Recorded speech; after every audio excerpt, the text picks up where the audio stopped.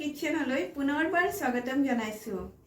আজি মই এটা মিঠাইৰ ৰেচিপি লৈ আপোনালোকৰ সন্মুখত আহিছো। আজি মই বনাম মিঠা আলুৰ পান্তুয়া। আমি যে গোলাপ জামুন খাওঁ একেবাৰে একেই টেষ্ট হয়, খাবলৈ খুব ভাল লাগে আৰু খুব কম ইনগ্ৰেডিয়েন্টছতে এই ৰেচিপিটো বনাব পাৰি আৰু বেছি সময়ো নালাগে। মই মিঠা আলুখিনি প্ৰথমতে সিদ্ধ কৰি লৈছো। মই কুকাৰত ৩-৪টা হুইসেল দি বইল কৰি তাৰ পাছত মই বাকলি গুছাই সেইখিনি মই ঠাণ্ডা হোৱাৰ পাছত ফ্ৰিজত থৈ দিছিলোঁ।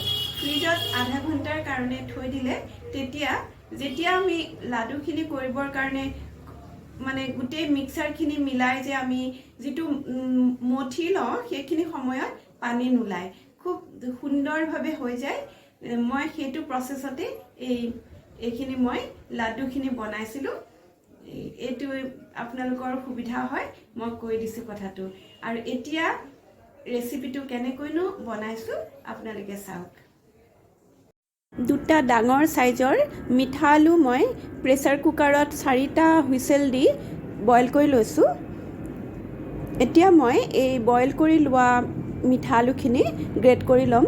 গ্ৰেট কৰি ল'লে এটা সুবিধা হয়, যেতিয়া আমি মানে লাম্পছ থকাৰ কোনো চান্স নাথাকে, আমি সুন্দৰভাৱে লাডুখিনি বনাব পাৰোঁ আৰু লাডুখিনি যেতিয়া বনাওঁ তেতিয়া ভাঙি যোৱাৰো চান্স নাথাকে। সুন্দৰভাৱে মই গোটেইখিনি গ্ৰেট কৰি ল'লোঁ।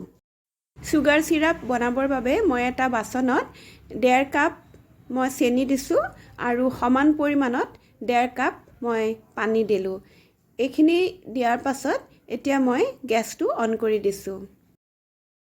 চেনি আৰু পানীখিনি এনেকৈ হেতাৰে লৰাই থাকিব লাগিব যাতে চেনিখিনি বাচনটোত লাগি নাযায়।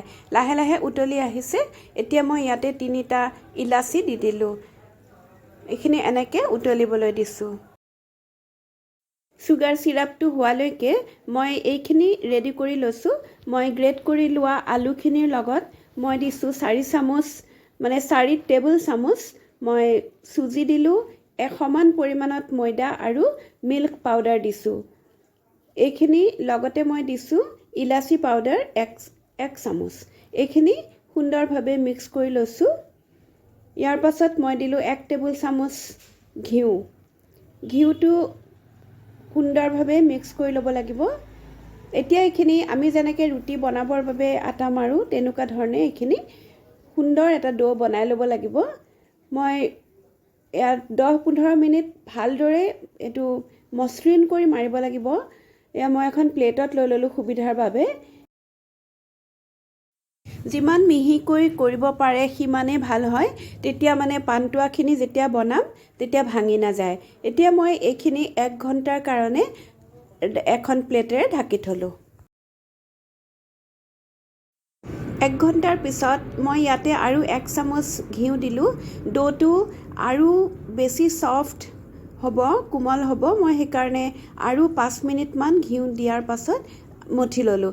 এতিয়া মই এই নকুল দানা প্ৰত্যেকটো বল যেতিয়া বনাম, মই লাডু বনাম তাৰ মাজত এটা এটা নকুল দানা দি দিম।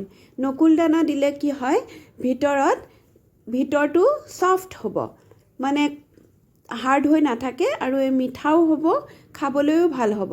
এয়া চাওক, মই মাজত এনেকৈ পুৰ ভৰোৱা দি মই ভৰাই দিলোঁ। এতিয়া গোল লাডু কৰি ল'লোঁ। এয়া চাওক, এটা হৈ গ'ল। এনেকৈ মই গোটেইকেইটা লাডু বনাই ল'লোঁ। এতিয়া ফ্ৰাই পেন এখন গৰম কৰি তাতে ৰিফাইন তেল দি দিছোঁ। ৰিফাইন তেল অকণমান বেছিকৈ দিব। ৰিফাইন তেলখিনিৰ লগতে 1 চামুচ ঘিউ দিব লাগিব। ঘিউ দিলে তেতিয়া লাডুখিনি ইটোৱে সিটোৱে লাগি নাযায়। এতিয়া মই এটা এটাকৈ লাডুখিনি দিয়া আৰম্ভ কৰিছোঁ। এয়া লাহে লাহে অকণমান হেতাখনেৰে লৰাই দি আৰু লাডু দি দিব পাৰিব। যিমানখিনি দিব পাৰে দি দিব, একো অসুবিধা নহয়, লাগি নধৰে। মই যিহেতু ঘিউ দিছোঁ সেইকাৰণে কেতিয়াও লাগি নধৰে। লাহে লাহে ৰঙচুৱা পৰালৈকে এইখিনি ফ্ৰাই কৰিব লাগিব। এটা সুন্দৰ কালাৰ, মানে যিটো আমি গোলাপ জামুন খাওঁ তেনেকুৱা ধৰণৰ এটা কালাৰ। এয়া চাওক, সুন্দৰ কালাৰ আহি গৈছে। এতিয়া গেছটো কমাই লৈ মই এইখিনি এটা বাউলত তুলি লৈছোঁ। দেখাতেই ধুনীয়া হৈছে আৰু চাওক এটাও ভাঙি যোৱা নাই যিমানখিনি মানে যিমান সম্ভৱ সিমানখিনি মঠি ল'ব তেতিয়া কেতিয়াও নাভাঙে এয়া মই সেকেন্ড মানে বেচটো যেটো মই আকৌ একে ধৰণে ভাজি লৈছোঁ বাকি থকাখিনি এতিয়া সম্পূৰ্ণ হৈ গ'ল মোৰ দুটা ডাঙৰ আলুৰে 18টা লাড্ডু হৈছে এতিয়া মই এইখিনি এটা এটাকৈ এই সুগাৰ সিৰাপটোত মই দি দিছোঁ সুগাৰ সিৰাপটো চাব যাতে অলপ কুহুমীয়া হৈ থাকে এতিয়া এইখিনি 2-3 ঘণ্টাৰ কাৰণে কাভাৰ দি থৈ দিব তাৰ পিছত দেখা পাব যে লাহে লাহে ফুলি আহিছে